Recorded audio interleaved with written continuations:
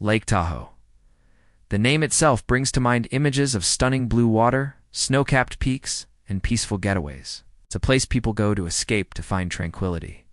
But in the summer of 2021, this idyllic setting became the backdrop for a story of betrayal, violence, and a family torn apart. On the evening of June 5, 2021, the quiet community of Homewood, nestled on the lake's western shore, shattered by the sound of sirens. First responders raced to a home where they discovered a scene of unimaginable horror. Inside, 70-year-old Robert Gary Spohr was found dead, the victim of multiple gunshot wounds. His wife, 68-year-old Wendy Wood, was clinging to life, gravely wounded but still alive. Just hours earlier, the couple had spent a happy day with their daughter and grandchildren. There were no signs of the darkness that was about to descend.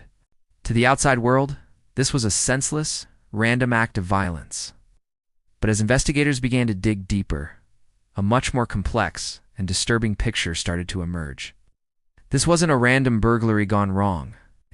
The roots of this tragedy were personal, tangled in family disputes, financial strain, and a profound sense of betrayal. And at the very center of this story was a name that might be familiar to sports fans: Daniel Serafini.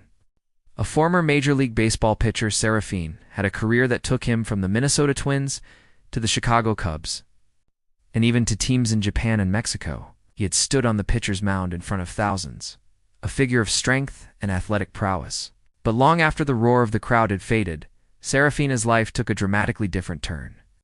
By 2021, his life was far from the glamour of professional sports.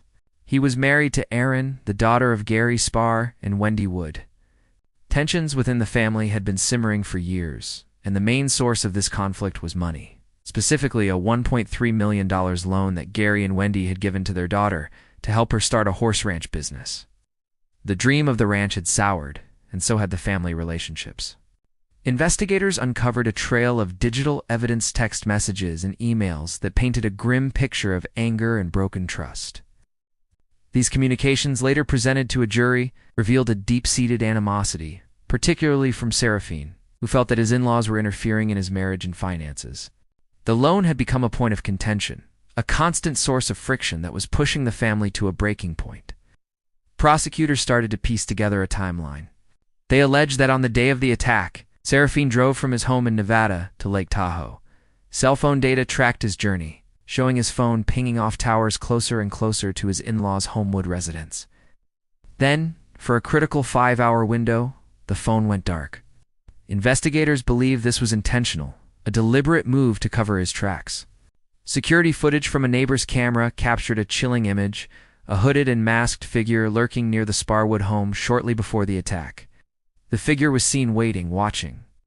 For prosecutors, this was the lying-in-wait element, a key part of their argument that this was a premeditated, calculated murder, not a spontaneous act of rage.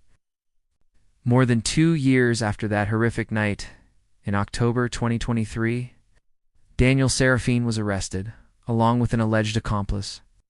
The news sent shockwaves through the community. The former baseball star was now facing charges of murder and attempted murder. Throughout the investigation and trial, Serafini steadfastly maintained his innocence. His defense team mounted a vigorous argument. They pointed out the lack of direct physical evidence, no DNA, no fingerprints, no murder weapon, tying Serafini directly to the crime scene. They argued that the masked figure in the video had a different build, a different gait. They suggested that the real killer was still out there, and that authorities had zeroed in on the wrong man. Blinded by the volatile family dynamics, the trial began, and for 6 long weeks, a Placer County courtroom became the stage for this family tragedy. The jury heard testimony from dozens of witnesses.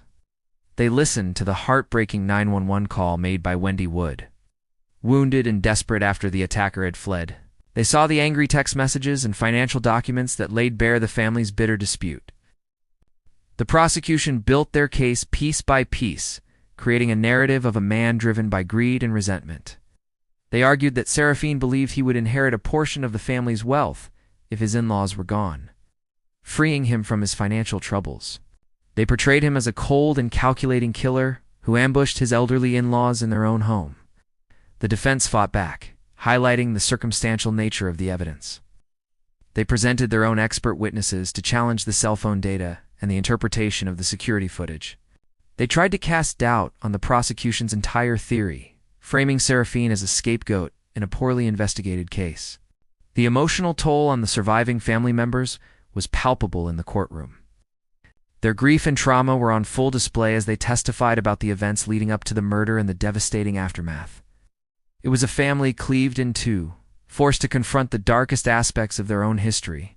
Finally, in July 2024, after days of deliberation, the jury returned with its verdict. The courtroom was silent as the foreman read the decision. Daniel Serafini was found guilty. Guilty of first-degree murder for the killing of his father-in-law, Gary Spohr. Guilty of the attempted murder of his mother-in-law, Wendy Wood. The jury also found true the special circumstances of lying in wait and murder during the commission of a burglary. Findings that would carry a sentence of life in prison without the possibility of parole. But the story doesn't end with the verdict. The impact of that night rippled far beyond the initial violence. Wendy Wood, who miraculously survived the shooting, faced a long and arduous recovery. Her physical wounds began to heal, but the emotional and psychological trauma was a constant burden. Family members shared that the horror of what she endured and the loss of her husband of nearly 50 years contributed to a severe decline in her mental health. She passed away about a year and a half after the attack. Her death served as a heartbreaking reminder that the consequences of violence extend long after the crime itself. She was a second victim of that night's terrible events. The case of the Lake Tahoe murder is a stark and somber tale. It shows how even in a place known for its breathtaking beauty and serenity, deep and dangerous human conflicts can fester. It's a story about how disputes over money and control can escalate into unimaginable violence, destroying lives and leaving a legacy of grief. For the Spohr family and the small community that surrounds the still waters of Lake Tahoe, the echoes of that June night in 2021 will continue to be felt for a long, long time. Thank you for watching. If you found this story compelling, please consider subscribing for more deep dives into complex cases. We appreciate your support.